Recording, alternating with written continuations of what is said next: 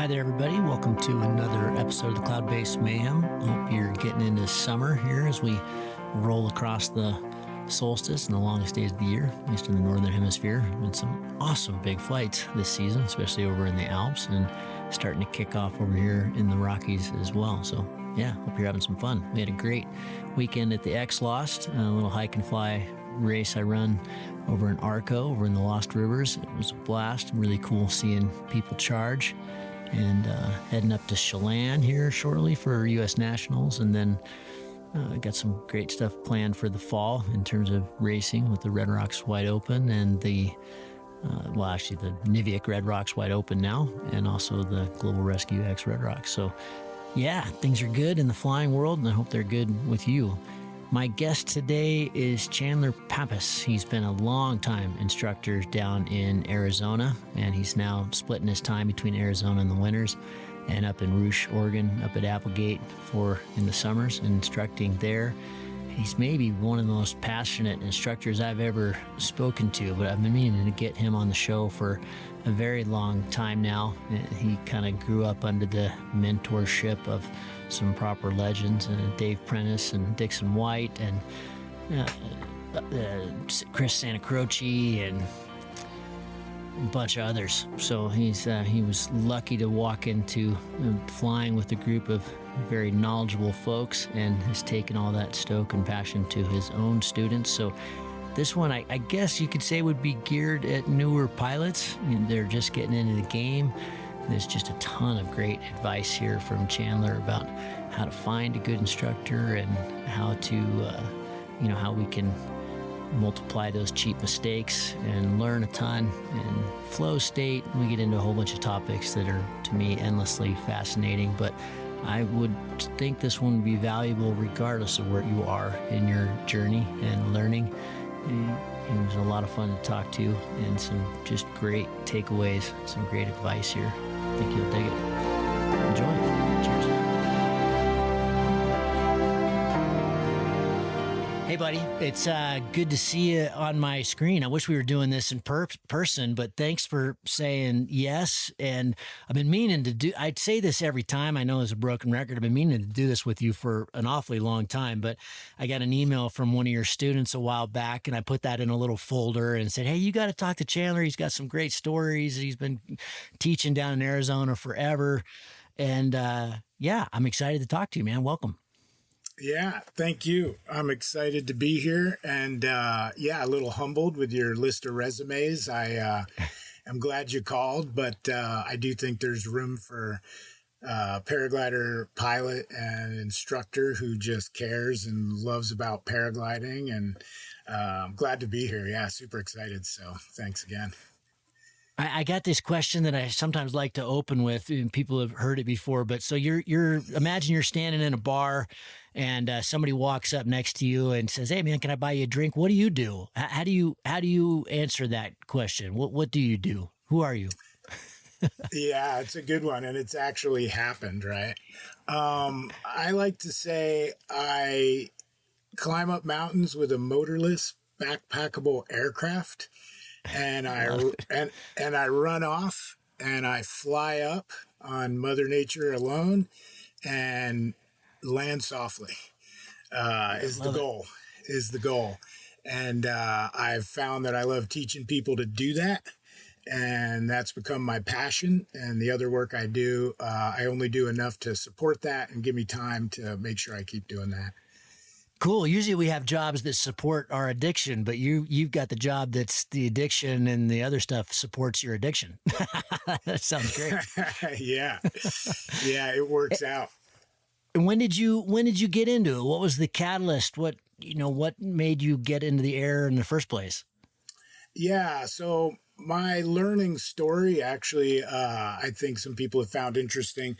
In the very beginning, I remember being about 9 or 10 years old, and at one of my dad's, our catering business my dad had, and I saw a hang glider. We were at an outdoor catering event, and there was these hang gliders coming into land. And I said to my dad, I said, I'm going to do that.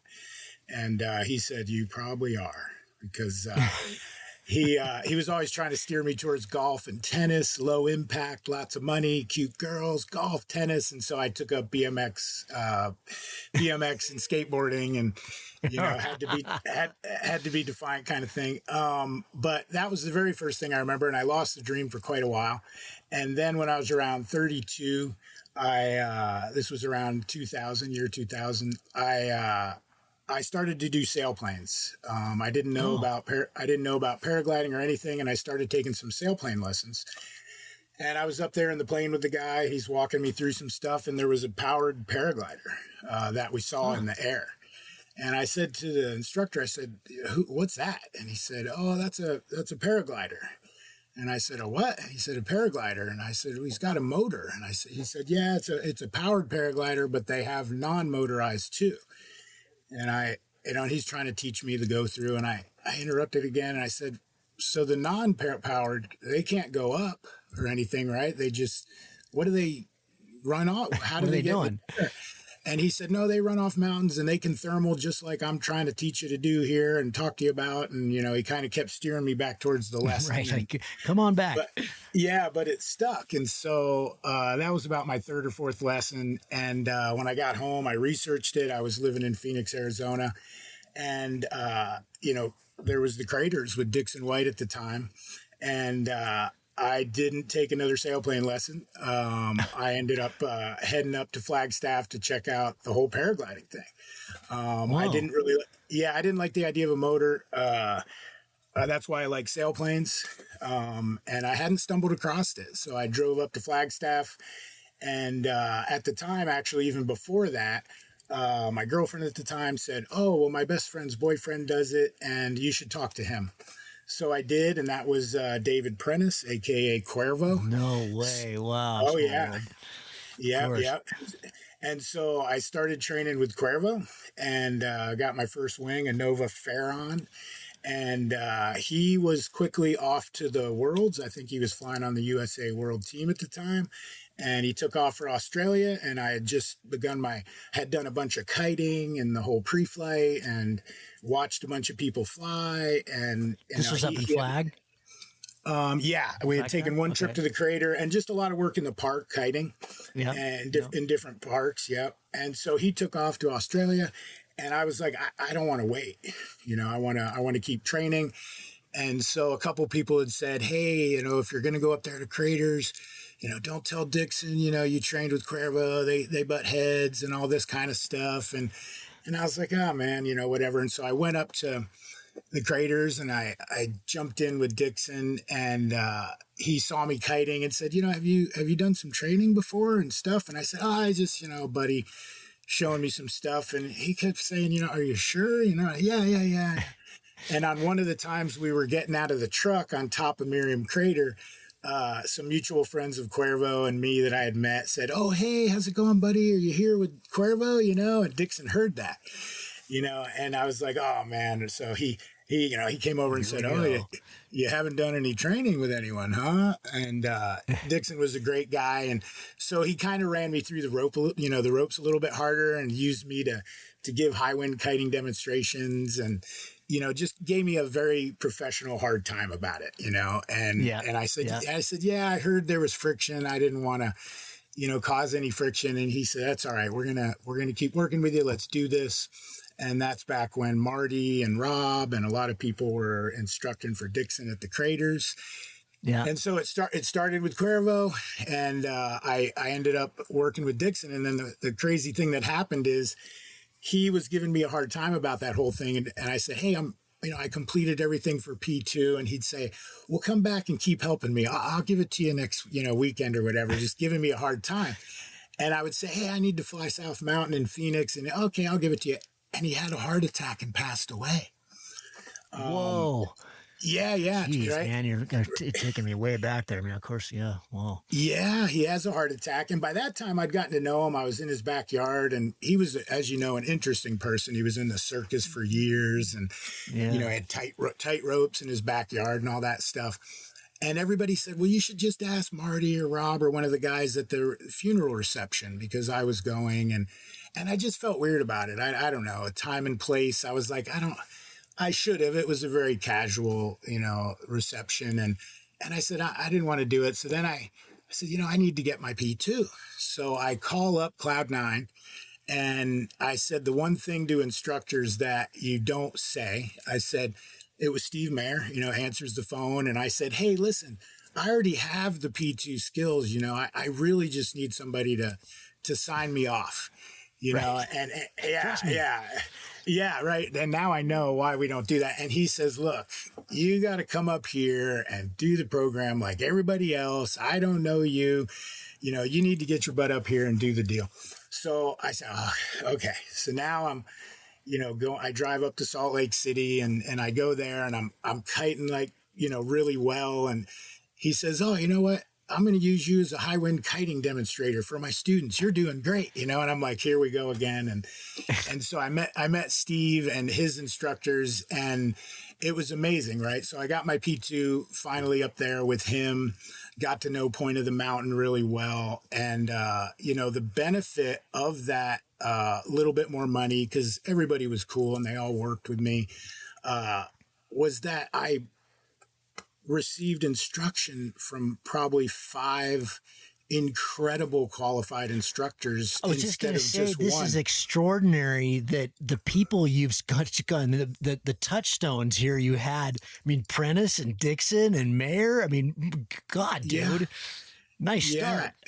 It was, right? And I was a little grumpy about it at the time because it was a little more money and travel and funds weren't great at the time, but it was amazing. And I got to meet Chris Santa Croce when I was up at Point of the Mountain, and sure. I was really interested in towing.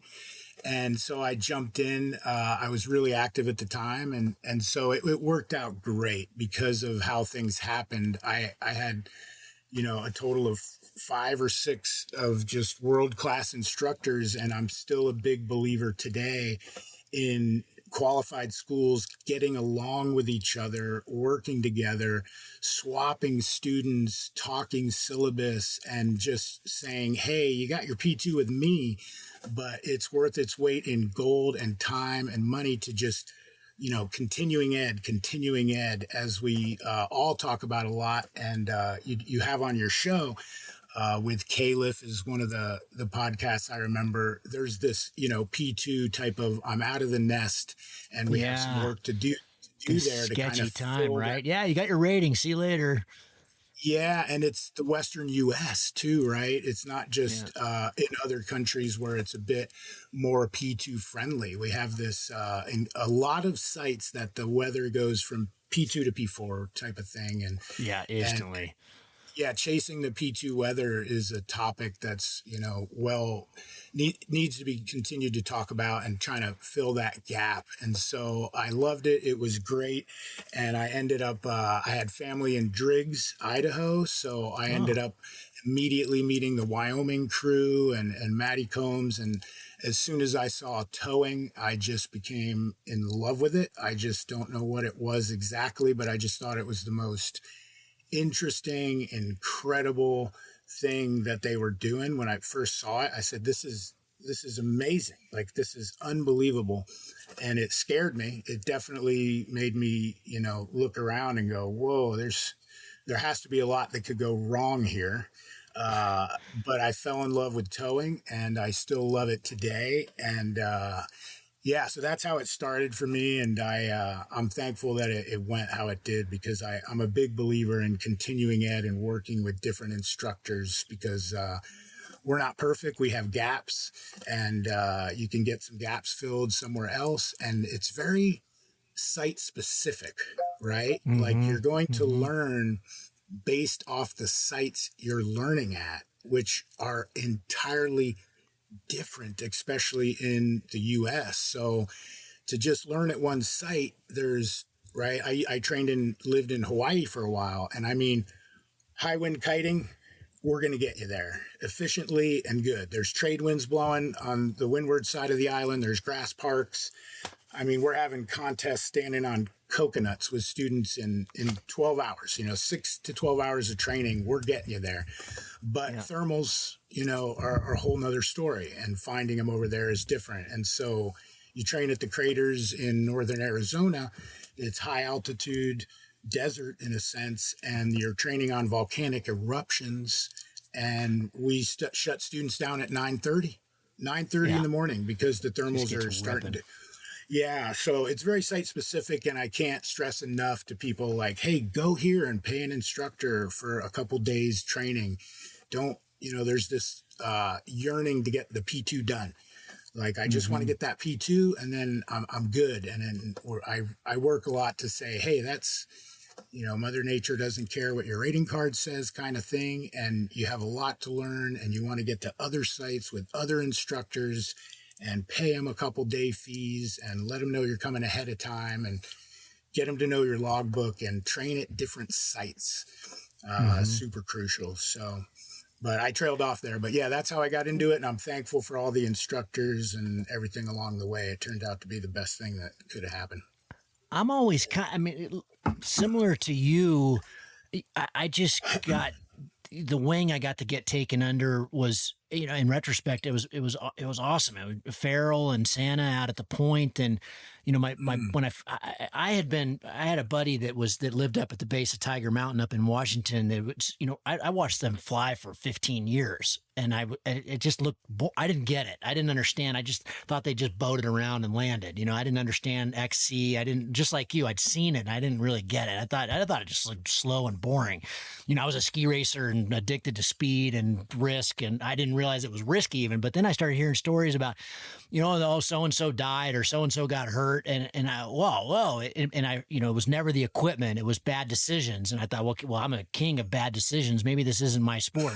So anyway, I avoided it for a long time, but finally, when I decided, oh, well, this might be pretty interesting, I went for a tandem. I thought that was really boring, and then I went for another tandem with a buddy, and he did a bunch of acro, and whoa, okay, and then he gave me the toggles, and whoa, I can, okay, now I get it.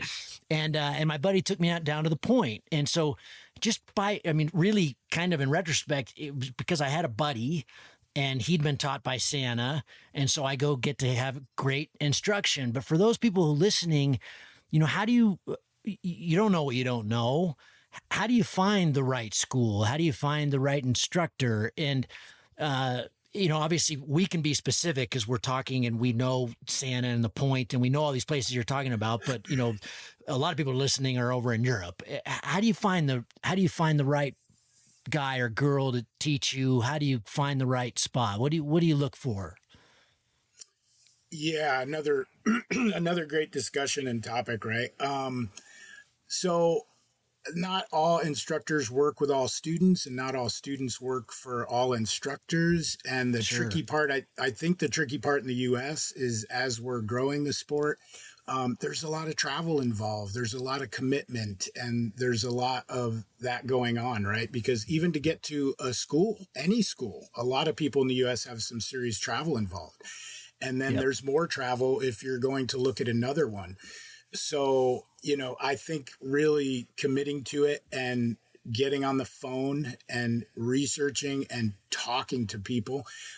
We're constantly, with our intro course, we just say, hey, look, they come through the website or whoever, and we say, we want to get you up on the hill. We want to get you out to the field watching us training kiting. We want to bring you out to the tow field. We want to get you involved. I want to talk about the other schools I'm involved with in case you have family that lives there and it works better for you. I want to educate, right? We want to really, really get them what we call just fully informed.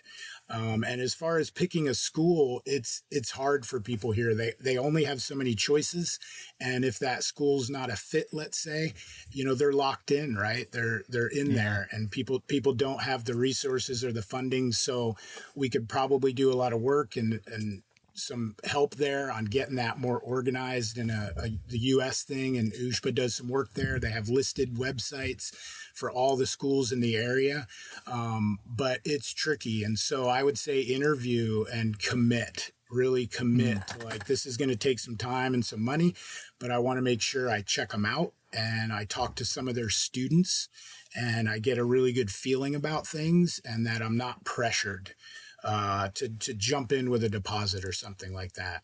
And the tandem thing you brought up is an interesting thing because we get it all the time that I want to do a tandem to find out if I want to do the sport.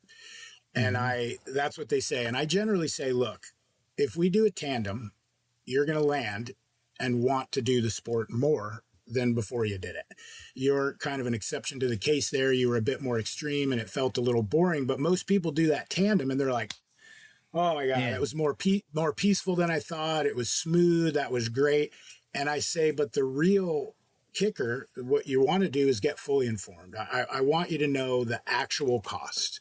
There's not just wing harness reserve. There's hook knife, radio, concertina. There's all these things. There's memberships and all the cost is up front, right? They have to kind of throw this at it right up front. So that's great later, but we get a lot of deer in the headlights with that. And so we want them to know. And then the time commitment, right? Like, hey, we're weather based. What's your schedule look like with work? And we want to really just have them have a very realistic approach of like, here's how long it's going to take with my schedule, my availability. Here's what I'm looking at for costs. And then also, here's what I'm going to get out of it my first season or two.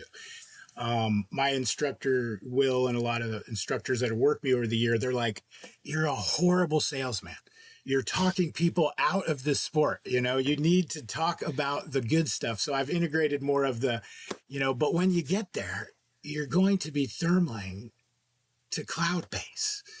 Like you're going to be doing one of the greatest inventions of mankind. I mean, aside from people that like cure diseases and all that, I'm not rating this against there, but aside from that, it's unbelievable what we do. It's absolutely just one of the greatest things you'll ever experience. So we want to get you there, but we have a really good success rate of people that sign up finishing because of that intro course. And a big part of that is slowing them down and making sure we're a fit for them and making sure they know there's other resources out there and to just make sure you're getting a good feeling about this because it is a commitment and it is paragliding. And what we do is it's intense and it's dangerous. And we want to make sure people know, hey, this is about not just minimizing risk, but accepting it. And I know what I'm getting into because they're especially training in Phoenix. They're going to hit that point where they're like, oh, this has been a lot of money. This has been a lot of time. I'm getting these short flights.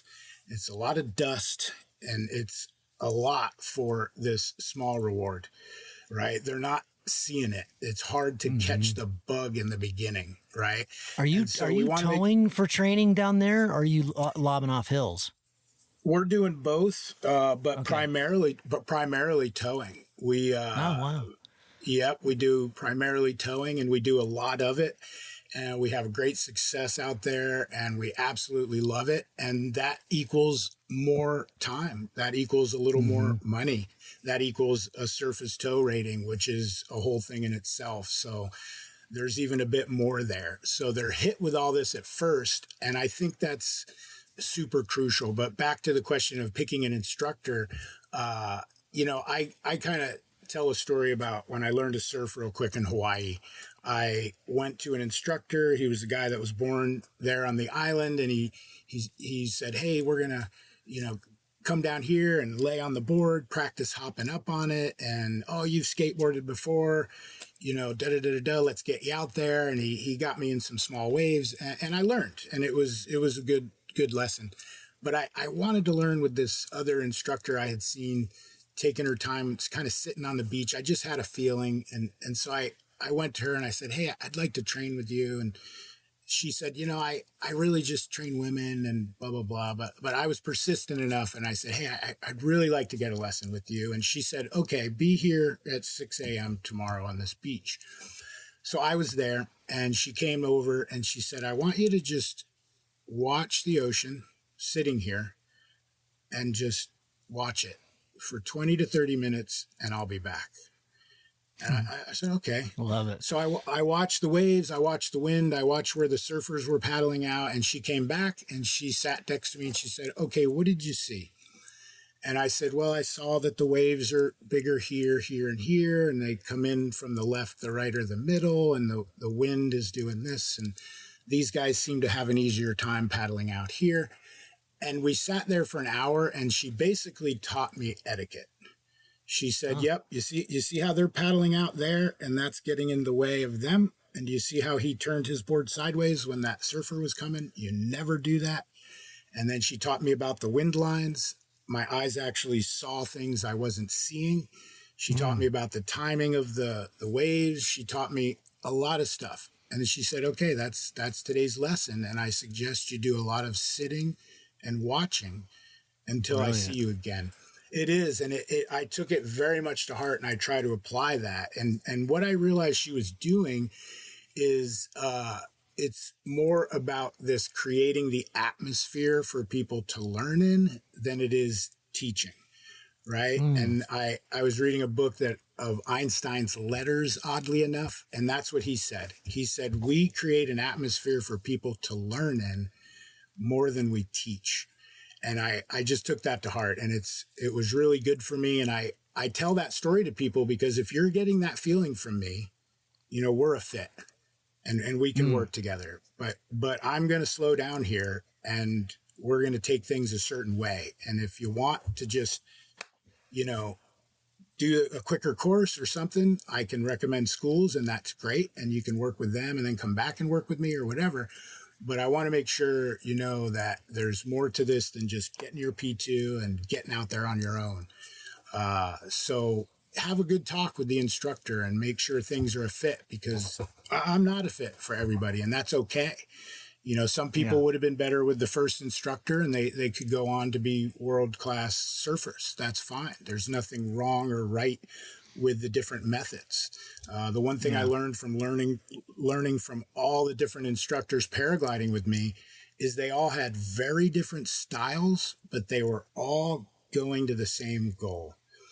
Cuervo and Dixon were very different personalities and very different teaching styles, completely different.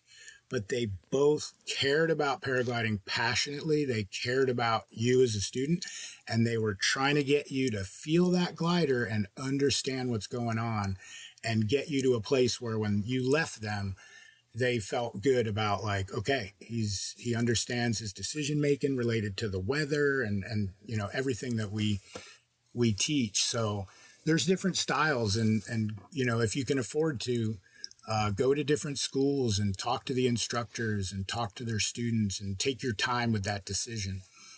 And if you only have one school close by and you go to them, this is a discussion we have a bit, and you're not feeling it and it's not working and you can't afford to go anywhere else, or even if you could, talk to the instructors. Like, let them know what's not working for you. Because we get students who come over and they're like, oh, I didn't like this school, and they did this or that. And the first thing I say is like, okay, well, did you talk to them about it? Did you let them know that something they were doing didn't really work for your type of, receiving training? Because, they're probably doing the best they can, and we don't, work for everybody. And if it, they don't give them that chance. Right. And I've had that too with students where something wasn't working. And later I heard this and approached them, and they're like, yeah, I don't really work like that. And I'm like, okay, well, that's understandable. And just, I wish they would have just talked to me and just said, hey, I'm more of a corporate cubicle learner, and I needed more kind of training in this type of sense. That's what works for me. And we get full spectrum, right? We get people from, for sure. As we do in our community, right? We're all on the spectrum of some kind. Yeah. So we get all types, and it's important to do like an individual mastery approach, but, take your time, try to find a good school, and talk to your instructors about what might not be working for you, and give them a chance to tweak their syllabus and learn from you. It's super important to just be open with them and don't worry about ruffling feathers. This is paragliding, and they can take it and talk to them. Yeah. You mentioned something that I hadn't really thought about too much. I explored this a bit with Dylan. In certain countries, you can't be a school and sell gear. That's kind of working against one another. And obviously here, most schools wouldn't survive if they didn't sell gear. So that's a whole, we don't need to go down that rabbit hole, because that's, there's lots of opinions there. But you can see it. You are kind of working against it. On the one hand, you want to sell the gear, but maybe this is a pilot that's not appropriate to ever even get into the sport, and if you really care about their safety and their long-term health, maybe they should take up checkers. But you did mention something that, in your initial course, you want to let them know about the costs. And here's, it's not just wing harness, it's all this other stuff. And, it's a big upfront commitment, and it's a big upfront commitment in time. What I've heard, what you also mentioned, hey, you need to know that this is risky. This is aviation. I think a lot of students miss that. Either the instructor is, again, you're kind of working. On the one hand, you want to sell a course. On the other hand, you're not selling a course very well if you're going, hey man, you could die doing this. Whoa, really? But a lot of people that I've spoken to over the years, when they reflect back on that kind of getting their P2 time, will say, I had no idea. That this was really, I don't know how you don't know that. You're aviating, but let's give them the benefit of the doubt. It's, there's lots of people do it. You go to the point, you see all these people doing it. There's lots of kids running around. Oh, this must be pretty safe, and done well. It is pretty safe, but it's aviation, and a lot of people pound. How do you handle that sticky side of it? Like you said, your buddies were saying, man, you're not very good at marketing this stuff. You're too honest, but it is something we need to, you need to know this. You're going to pay a lot of money, you're going to spend a lot of time, and you're taking on something that is not really similar to the tandem experience you had. As you get better, you're going to want to, we're aiming for turbulence. That's what we want. Yeah. It's another one question where I think we're all trying to work on the best wording, right? Like, sure. is paragliding safe, right? And questions like that about how do you handle that this is dangerous what we do thing with keeping people motivated for the sport. It's a wonderful discussion, and I think about it and I talk to people about it, and what I've come up with, and I'm always open to tweaking and learning, and I constantly ask other instructors stuff because I just want to get better at it. But I say, look, when they come with some kind of question about that, like how risky is it? And the other one is hang gliding more dangerous, right? And I say, well, it's the pilot, but I say, look, my experience has taught me, because I was worried about the risks coming into it. I actually took a quick jaunt towards base jumping and realized very quick, like, I don't think you can minimize the risk to a level for my comfortability. Like I just didn't see it working on that level. I wanted it, but I didn't want it bad enough for the amount of risk that I saw not mitigated or impossible to mitigate, right? Nobody's climbing. I don't think many base jumpers climb down 1,000-foot tower if the wind switches, right? Like there's a lot of stuff. I was like, whoa. And so paragliding just sang to me on that note. But I basically tell people, I say, look, there's three primary things that my experience and the experience around me in the world of paragliding has taught me. And one is obviously judgment, right? We're trying to teach you to have this judgment that is going to win the day, right? And we're going to try to have you leave this nest understanding that your judgment is key and give you the tools to look at the weather and the site for that day and your operating limitations and practice good judgment. So practicing good judgment is the big one. The second one is you need to get good instruction, right? Self-teaching doesn't work well in this sport, even for some of the most savvy people and athletes, because it's very counterintuitive, I think is one of the big ones there.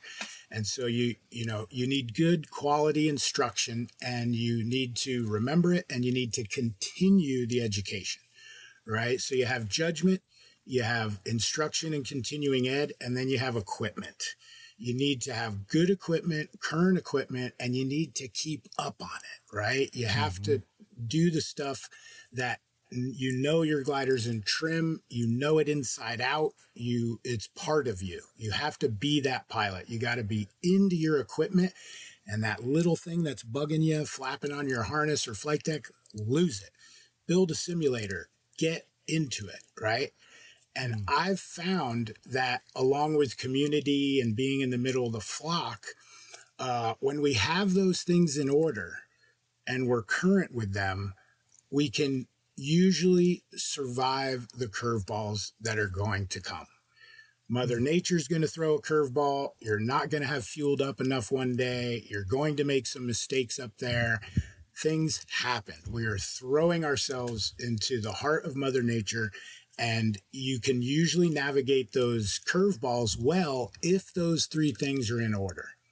And then I tell them the stark truth is that that's the general picture that I see with incident reports, is that one of those three things was not there. And 95, 98% of incident reports, we can go, why was the pilot flying that wing? Why was the pilot flying in these conditions? Or what happened to the judgment call in this situation? Okay. What I always worry about, Chandler, is how do you learn that judgment without screwing up? You know, we always talk about cheap mistakes, you know, how much we need cheap mistakes. And, you know, over the years, there's a lot of them. I've had a lot of cheap mistakes where, man, that's taught me a really good lesson. But, you know, better lucky than good, right? Is one of the sayings I hear all the time in our sport. I would imagine, I've never been an instructor. You know, I've done this podcast forever, but, you know, I hear a lot of good things about this, but I always think back to my own education and hearing it from somebody, even somebody that's got so much experience like you do and has done it for so long, is not the same as going out and screwing it up. And hopefully the screw up's not that bad and it's not a broken back. It's just a big something scary, and you have a collapse and you've done the training or you've done the ground handling and, oh, okay, these are conditions that are too cross, too strong, too big, too whatever it is. You know, we've got to push to get better, but how do you push without knowledge? Yeah. So, and again, that comes back to, well, first, what I was going to at the end of my three things is that even with all that, we still have exceptional pilots in good gear that have the training, that are in their element, that unfortunately these things happen, right? And that makes us look and go, okay, so even though we can do everything right, the numbers might be small on the larger scale of how many flights we're having and how many pilots are out there, but these things can happen. And so it's great to get asked that. It's great to talk about it. We need to talk about it more. And judgment is that thing. I mean, what we get a lot in training students, and that is my passion, is to take a person and turn them into a paraglider is my dream come true, that I get to do this. I just love cultivating people into paragliders. That's the kicker, right? I can be looking at this person going, judgment, judgment, judgment, but they don't understand hiking up a 2-hour hike, setting up, right? Well, there's some sites we hike down to. So now it's a 2-hour hike up to the car, and their buddies are up in the air on radio, get up here, and that wind switches. Just that little bit too much while they're totally laid out, and you want to go, right? There's these instances that are very hard to explain to a newer pilot, like, hey, this sounds easy here, right? Like, we can talk to you about judgment all day long, but until you really get into this and get out there, it's a very hard thing to describe, because you're going to get challenged. Your judgment is going to be challenged all day long. And I can't remember what instructor it was. It might have been Will Gadd, I think. He said it's like a knife fight. Like, you got to get out there every day. And I loved it, because I was like, that's what it's like. You have to be vigilant with that disciplined judgment. Like, you just do, but you have to get after it, right? And so I do a lot of talk about connecting some dots. I'm trying to get better at being grateful, and how that can help us make good decisions up there. And just really kind of connecting those dots is what's been working for me for the last 6-7 years. And I'm trying to integrate into the syllabus and talk and train a lot about that. But it's hard, right? Because you need to discern between, this is it, this is the edge of my envelope, I'm taking the next appropriate step up. This isn't a bad judgment call. Like, I've trained for this, I'm ready to be here. It's stronger than I've ever launched. This is a small launch. There's cactus over there.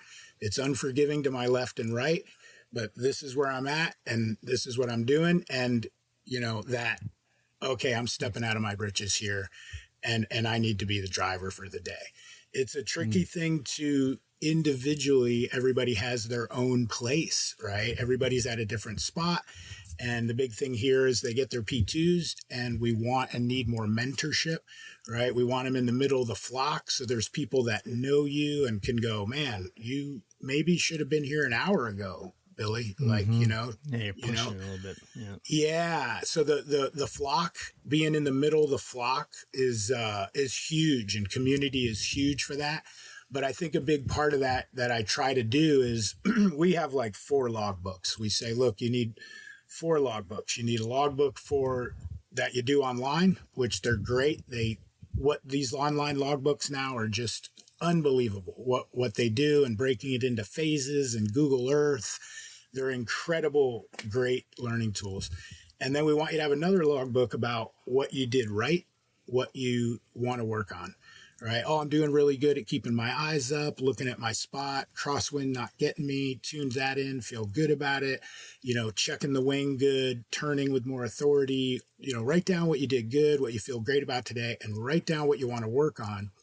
Because we talk a lot about flow state, right? Well, one of the first things about that's you need a syllabus. You got to know where you're at on it, and you need to know what you're working on. So that's a good self-assessment kind of thing. Yeah, so that we like that logbook, and we ask them, where are you at with that? What are you working on? Because, I sign their P2, they go out and get 50 flights. They go to 2 different countries. Who knows, right? People are out there getting after it. They're getting mentoring. Mentoring can bleed into instruction a lot, good or bad. And there's all this stuff going on. And then I see them at the hill. I don't know where they're at. And if they've been keeping that logbook, the answer is much more concise, and they're much more aware of where they're at. And they tend to come back to you as a coach and instructor and say, man, every time I do this, I keep doing this. I keep overshooting the LZ when this happens, or I keep doing this.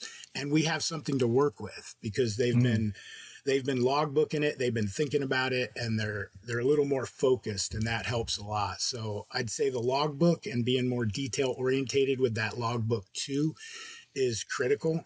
And as we're always saying, just kiting and ground handling is just, I want them to have a logbook of it. And one of the ways I've seen has helped a couple students recently is I say, if you have 40 hours flying, I want to know your hours of kiting and what percentage of your flying that is. So, I've only kited 4% of my hours flying. Well, let's get that up, right? Let's do more kiting or anything to get that ground handling in there more and make them hungry for it. Like, what parks work good for kiting on your way home from work? That's what I ask them. Have you found those? Have you found the parks that work good by your parents' house that you go visit or whatever? Like, I want you into kiting. And they'll come back and they'll be like, oh, I found this park. It only takes a west wind, but after 5, the west wind is great. And that's what we want. We want, like, good, man, because it's hard in a lot of locations. In Phoenix, we get 0 wind or too much wind. That's generally, and the gusts are just something we deal with. And so they have to be really hungry for it. We struggle with that, right? We are not in Hawaii. And so they get a ton of simulator time. They get no wind forwards till they're done. I don't want to give them bruises on their arms. So, right. So we're doing all this stuff, but we struggle to find those good kiting winds, and we have to fight traffic, and we got to meet out here. And so kiting's a good one, but essentially I just, you don't know what you don't know, like you said, and it's a lot about being in the middle of the flock. It's a lot about really knowing where you're at and feeling good about what you're doing good at, because I think that creates a much more aware pilot walking up to launch going, hey, they're much more apt to post on the forums. I've noticed, hey, everybody's meeting at 11. Anybody want to show up at 10?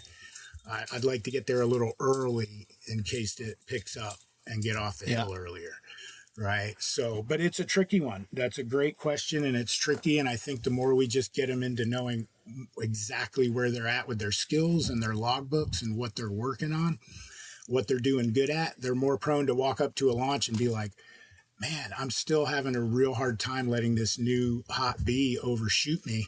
And, doing this isn't my day up here. Like, it's gusty and it's strong, and I haven't put in the time kiting, and it's not my day. Or they're going to walk up there and go, you know what? This is perfect. Like, this is on the edge of my envelope, and this is my get better time. This is my get uncomfortable gratefully time. Like, that's what I talk about.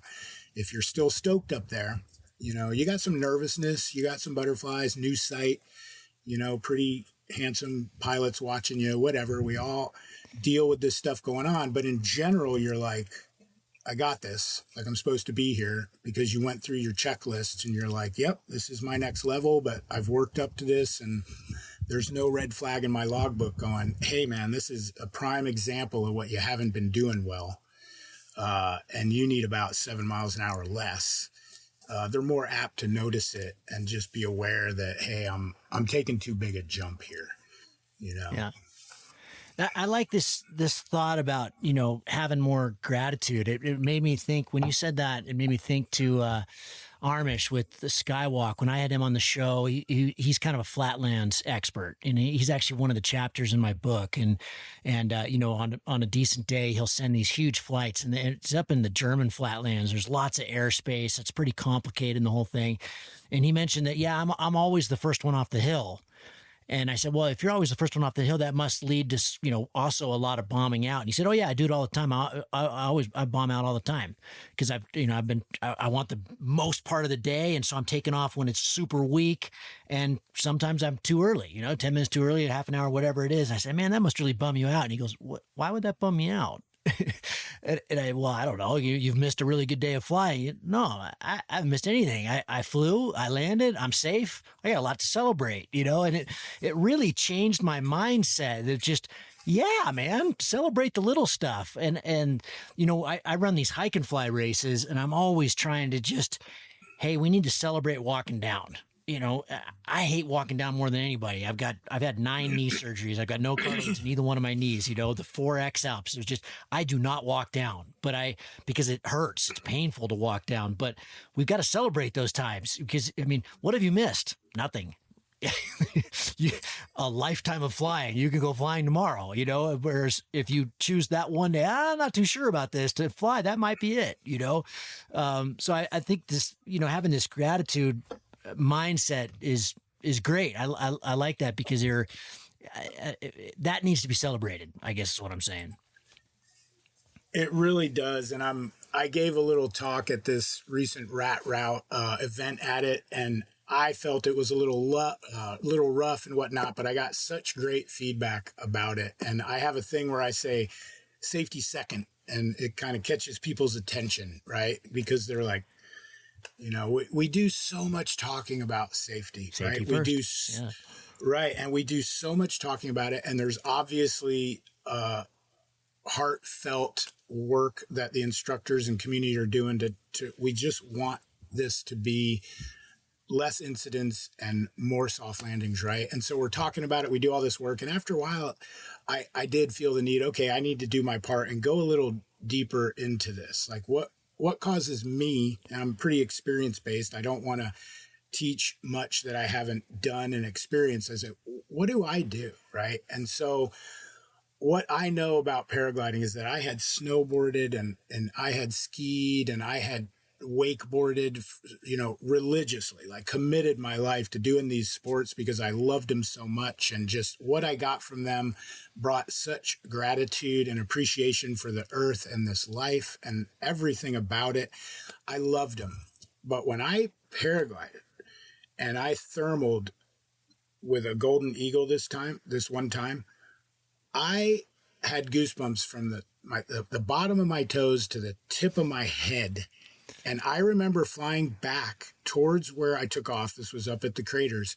And I was like, I have to do something to give back. Like, do I even deserve this? That was the next level of how paragliding just brought about this internal what is happening here? Like, are we even really doing this? And what did I do to deserve this? Right? Like, I must have done something super right in the last life, or I must have suffered for all of it, and this is the reward. It brought about that kind of feeling.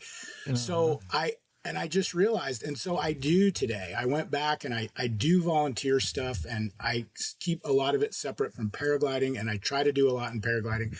But that's how grateful I felt to be like, I mean, it was just that it's on that level, paragliding. It's unbelievable. It's a dream within a dream.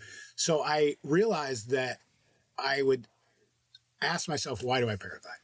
Right? Like, why do you paraglide? We ask that to students. What brought you into paragliding? And I do it because I want to live life to the fullest, right? Like I have that yearning, like we all do, is, hey, I want to appreciate this life. I want to be out there. I want to be adventurous. And that key word is live, right? We don't want to get hurt.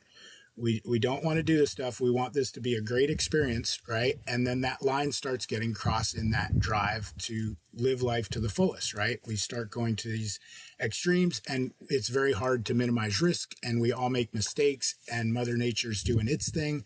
And so I realized that the more grateful I am the night before, right? Good flights happen the night before, people talk about. And the more grateful I am and the more appreciative I am, I connected the dots to me wanting to hug this gentleman that was like, no, I wasn't bummed. I bombed out. I launched early. I landed soft. And that's what life's about.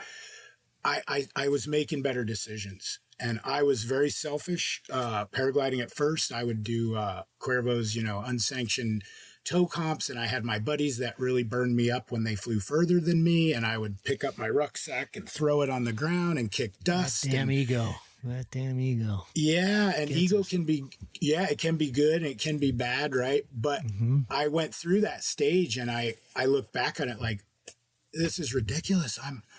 I'm living a dream that a massive percentage of the world will never get to dream, right? I was born into the opportunity to work to be able to achieve this.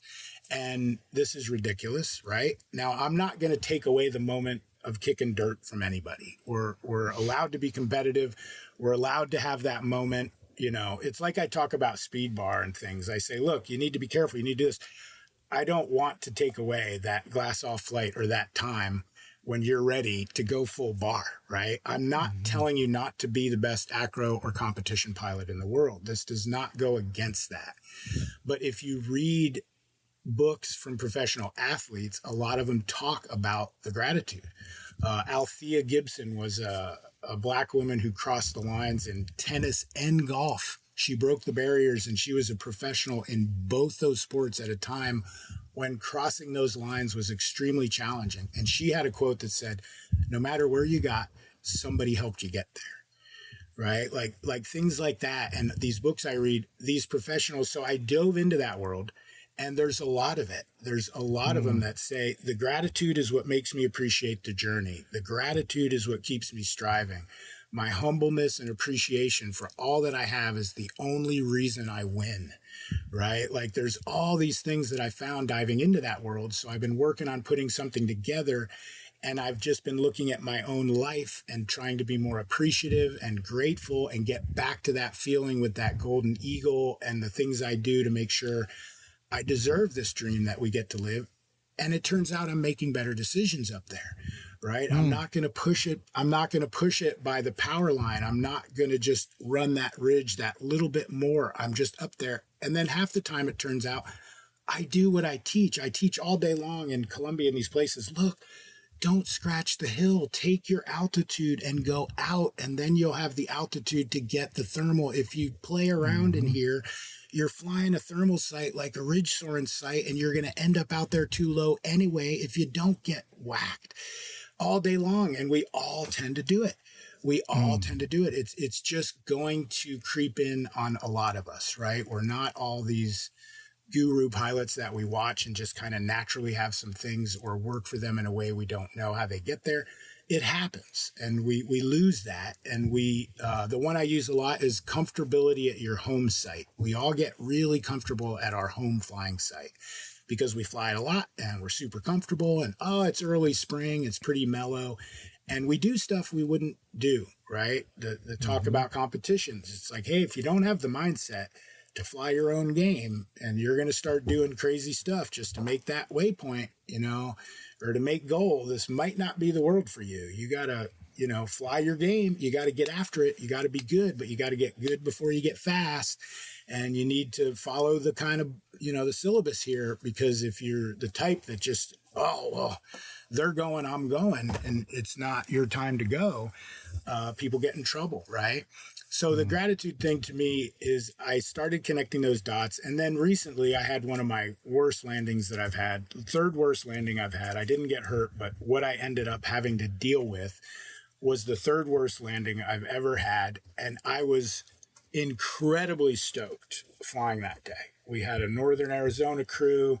We're XCing together. It's so nice to team fly finally. And it was just great. And I slipped into that, like, pilot hit lift, go, giving up my, LZ. And I went, and I had in my head counted on the air being lower, like it was upper, kind of mellow day. I'm sure I'm good. And I wasn't. And it bit me. And so I did some writing about, man, I lost that stoke pretty quick up there. And I made an impulsive decision that I don't normally make. I generally, like, if the LZ's there, I'm not giving it up unless that's definitive lift that I definitively have on glide, right? And so I've been thinking a lot about how quickly we lose it and how to keep it. And the stoke just works, right? Like, I'm glad to have worked with and been friends with, Marty Divietti and pilots like that, because they just have this certain stoke level and they're on that plane, and the helpfulness rules and wins the day. And that taught me that it always generally works out to fly better. You fly better, right? You don't need to do this whole thing where it's just all this, like, every little thing to get the lift. It's like, relax. You're paragliding. And I can't pronounce her last name, but Kinga, I loved her. Yeah, I loved her masterclass, cross-country masterclass series, because she talked about the top landings. And when she sees something go wrong, people are trying to force that top landing. And what was her answer? She's always smiling, number one. She's always got that stoke going. And she said, fly away, have a candy, remember you're paragliding, right? Like, and that's the truth. It's like to keep coming back to that place of, like, hey, I'm paragliding. And like you said, the big one I promote and do a lot for people as an example is, like, you do not want to miss the education of the first thermals of the day. You do not want to be the late launching pilots that are waiting until they know they're going to go up. There's a day and a time for that for you, but especially in your very beginning, the first thermals of the day are lighter, they're edgier, they're disorganized, they're harder to follow, they're driftier, they're a little punchier, they're harder. And you have to understand those thermals to go into those bigger ones. You won't have a full understanding of the stronger stuff. I mean, in the big stuff, everyone's going up. The better pilots are doing it more efficiently and they have a better understanding of it. But turn, you're going up. But it's the light, drifty, weird, shifty ones that kind of make or break the good and great pilots.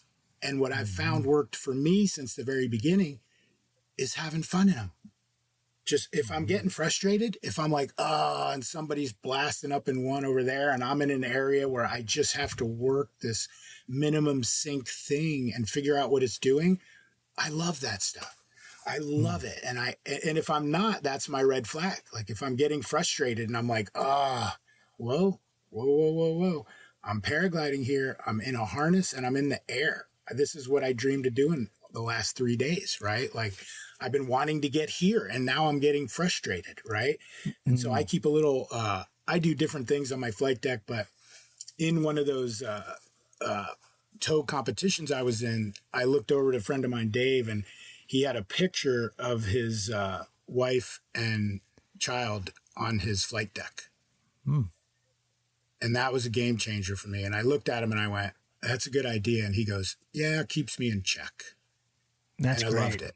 I love it. I loved it. I absolutely loved it. So I switched some things I put on my flight deck. I have a little Velcro smiley face and picture, of the girlfriend or the dog or family, whatever's going on in my life. I kind of swap them out, but it works. And it doesn't mean I'm trying to get you to be happy, fluffy, don't fly far guy.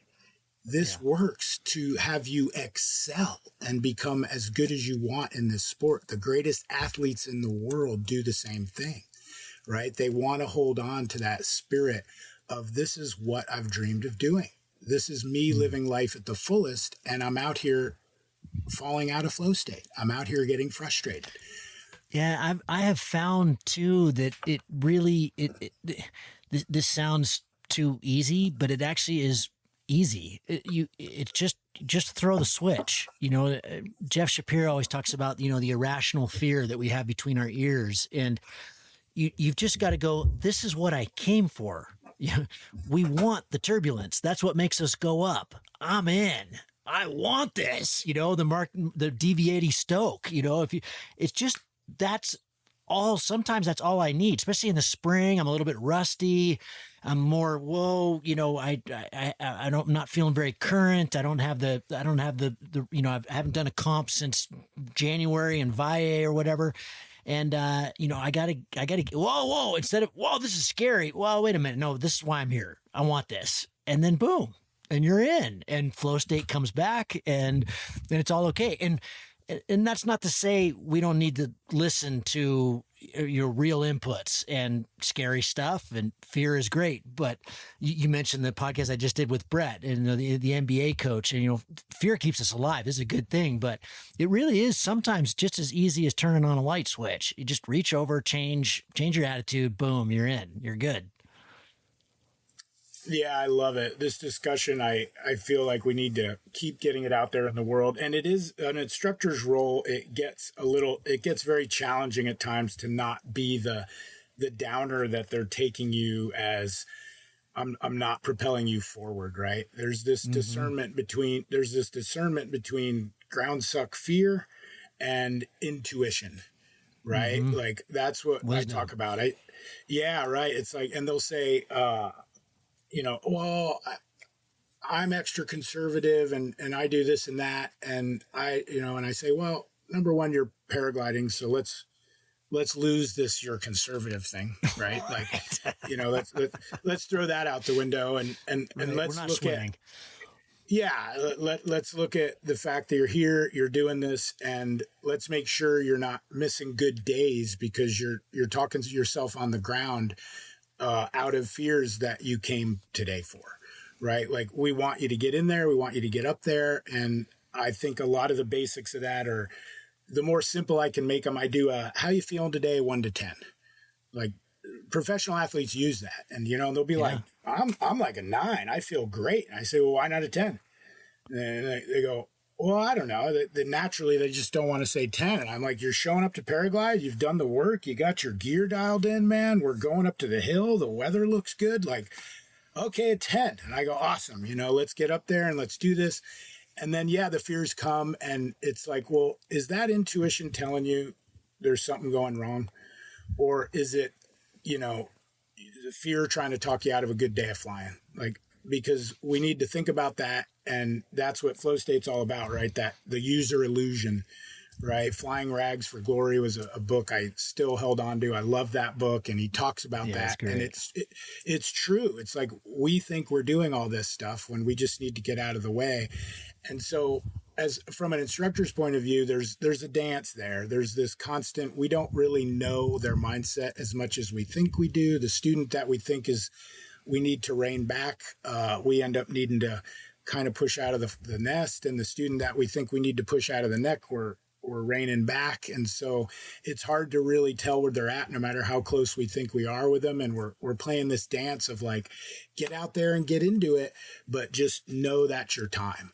And when it's your time and you've done the work, go. And when you hit that turbulence, just ask yourself, like, is there something going on? Like, is it really that big? I mean, is it just, what's going on? And most of the time, if they keep it that simple and they go, this is what I came for, I know to feel the glider, that just spooked me right off the bat, turn. like, go, let's do this, right? You came for that. Yeah, Yeah. but there is a dance there with instructors, and I have some different techniques I apply. And essentially, I'm a big believer in, even me up there in the air, I deal with that, right? Like I struggle with that, and we all do. And I'm an overthinker is my thing. Like I'm an overthinker, and so I need it more than most. And so I really try to keep things simple. And the one that I use a lot is I say, well, there's no use for fear up here now. Once I'm in the air, it's like, you're up here, man. Yeah. So if it's intuition telling me I'm out of my game, let's figure that out and, put this down softly. But there's no business for fear here. Get back in the game, Chandler. Like, we're up here, we're doing this. What is it? What's going on? Well, I don't know what this is. It's not a shear. It's not this. And it's pretty wicked. And a lot of times it's because I don't understand the air. Right. Like I'm like, what is this? Like this bad patch of it. And that one tends to get me like wanting to call the day. I'm like, whoa, man, I don't know what's going on. If this gets worse, it's only 11:30, 12, whatever. And so that's when I have to settle back into a lot and be like, you got this. This is fine. It's turbulence. Let's figure it out. Let's do this, do that. And I can get back into it. But we all deal with that. And that's a funny role for an instructor with newer students to kind of dance that line and say, hey, look, I want you there. This is what we came for. Let's do it. And Abraham Lincoln said, a firm decision, being happy is a firm decision or something to that point. Like just, make up your mind to be happy. Yeah. And let's do this. And James Bradley had a quick note on I think it was the USHPA newsletter, but he lives in Brooklyn. I don't know if he still lives there. And he wouldn't fly for long periods of time. And, he didn't go into it real big on the USHPA thing, I'm sure, but he is very, very experienced at not flying for periods of time and then going to these competitions. And he's very well seasoned on that mindset of like, and that was his note to the USHPA community was, hey, don't tell yourself on the way up the hill that I haven't flown in a while. Right. Let's not repeat that mantra. Confidence in a sense. is important. Yeah. Yeah. So let's not focus on that, and let's say, okay, my gear's ready. I cleaned up my gear. I'm good for this. The weather is this. I'm heading up to the hill at a good time. I've done this before. This is what I've lived for. I got this. Let's see what the weather's doing, and if it's within my kiting range, let's go have some fun. Right. But. Yeah, it is a funny line we dance with that. Get you out there and go for it, but trying to make sure they're in the place to do it. Oh man, I can't imagine. I'm very impressed with you guys doing what you do. It's awesome, and just sharing that stoke and the passion and trying to keep people safe. And yeah, that is a tough dance. Hey, we're up against our time a little bit, but I have two questions for you, completely unrelated. The first is Cuervo. I didn't know that. I didn't know that nickname. I want to get the background on Prentice's nickname. And then the other is I used to ask this question all the time early on in the podcast, and now it just pops up every once in a while. But you seem like a great candidate for this one because I love the question. But you've been doing this a long time. You've been at it a long time. You started with Dixon and Prentice, and these guys have been around a long time as well. So I like this 50-hour question. So if you could rewind to your 50-hour self and you're now who you are now, and you could go back to that Chandler and go, hey man, I got some advice for you. What would it be? So two totally unrelated questions, but yeah. And then we'll end there. Cuervo's name, I have no idea. Probably nickname, I don't know. Probably because he does a call that sounds exactly like a crow. He does this call like ha from the air that when you're flying with him, and at other times he does it. I know he does that. Maybe that's where it came from. Maybe that's it. Yeah. Yeah. I mean, he does kind of talk to animals. He's an animal. Well, and there's a thing called a crow's wind where a lot of birds aren't messing with it, but the crows will go out and just do their thing. So he's pretty seasoned. He gets in a lot of crows types winds and gets out there like a lot of you guys do. But yeah, I don't know. But my the 50-hour question is a great one. I think I remember hearing that back in some older podcasts. I would be more grateful, to tell you. There's definitely one thing I would appreciate the journey and not be so hungry, because it caused some scary experiences. It caused some real close calls where I can say it was nothing. Obviously, whatever skills I had might have helped, but I got lucky. I haven't had any big incidents, but I've definitely gotten lucky, and some of it was in that earlier, hungrier time.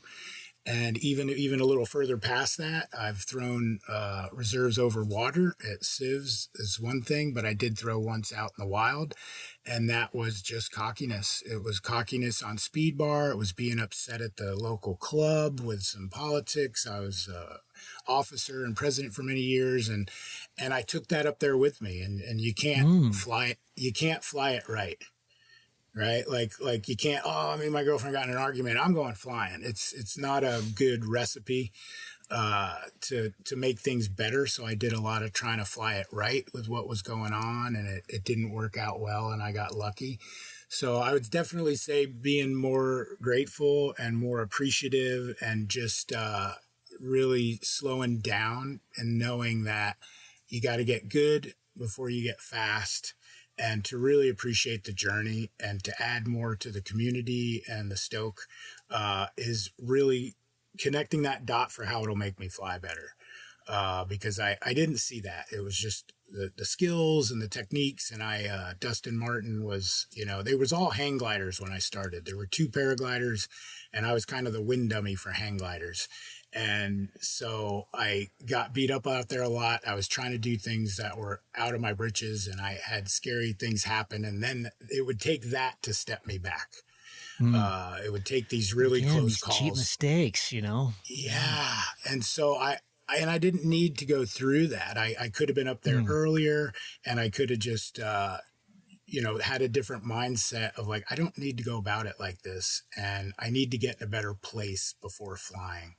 That mind game aspect wasn't really there for me, and I would just fly when my mindset was wherever, and not connect the dots to that's why that scary incident happened. It's like, hey, things weren't going good in my personal life. I was really upset, and I just got to get out of here and go fly. And I wouldn't do that. Like, I would not do that. I would slow down and just say, hey. That is good advice. Yeah. Yeah, it really worked for certain sports, right? Like certain types. Yeah, skiing. If you're just really competent at something, I can go skiing and have my mind on whatever, because I grew up skiing. That's all I've done. But paragliding, I kind of want to be all in. Yeah, it's that aviation, like you said, that aviation-based adventure sport, right? Like there's that next level of it that you have to be ready for those curveballs. And so going out there with that state of mind, I did too frequently, and I got lucky, and I don't ever want to risk that again, kind of thing. So those are definitely a couple things I'd do different. That perfect advice. Great place to end. I love it, and that was very visual. I like that, and dude, I appreciate you. Your community appreciates you, and I've been meaning to do this a long time. No time like the present, I guess, but I appreciate you, man, and thanks for sharing all that with us and with this audience. And yeah, man, many safe flights. I hope I see you out in Oregon here soon. It's cool. That's this new concept that they're doing out there is fantastic. I'm glad to see that things are happening out there again after a few years of being pretty quiet. So that's good news. Yeah, it's amazing what they're doing. I'm glad to be here in the summers and in Arizona in the winters. And thank you, Gavin. You're obviously everything you're doing for the community and all you've done, and your resume is just full stoke and full send and just awesome on so many levels. And bringing me on the show hopefully helps not having a resume like all you guys hopefully work for some people out there. And I enjoyed the conversation, and keep doing what you do too. I appreciate you as well. Thanks a ton. Thanks, brother. Appreciate it, man. Yeah. Cheers. All right. See ya.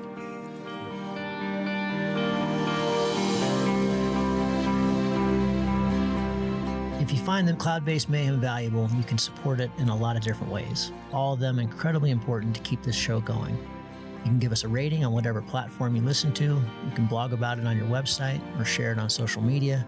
You can talk about it on the way up to launch with your friends. I know a lot of good conversations have happened that way, and of course, you can support the show financially. The show does take a lot of time, a lot of editing, storage, music, behind-the-scenes cost, and all we've ever asked for is $1 a show. We put out a show every 2 weeks, so if you gave us $1 a show, that's $25 a year. Quite a bit less than a magazine subscription and way less than a latte a month. You'll notice we don't have 10 minutes of advertising at the top of the show, which we get asked to do all the time, believe me. I believe advertising is a pretty toxic business model, and I want you, the listener, to know that these conversations are just authentic people giving their opinions, and we aren't being swayed by brands. But that means we rely on you, our listener. If and only if you can support the show and it doesn't hurt your pocketbook, we'd really appreciate it. Go to the website to find various ways to support the show through Patreon or other platforms where we've gone through great lengths to minimize fees so your money gets directly to us. Becoming a subscriber gives you access to all kinds of bonus information, little nuggets that don't make it into the podcast, extra content, our Ask Me Anything shows, and a lot more. We don't put anything behind a paywall and never will. If you can't afford to support the show, just send me an email and I'll set you up with an account, no questions asked. Hopefully someday you'll be in a position where you can. Thank you so much for listening. Thank you for your support. We'll see you at Cloudbase.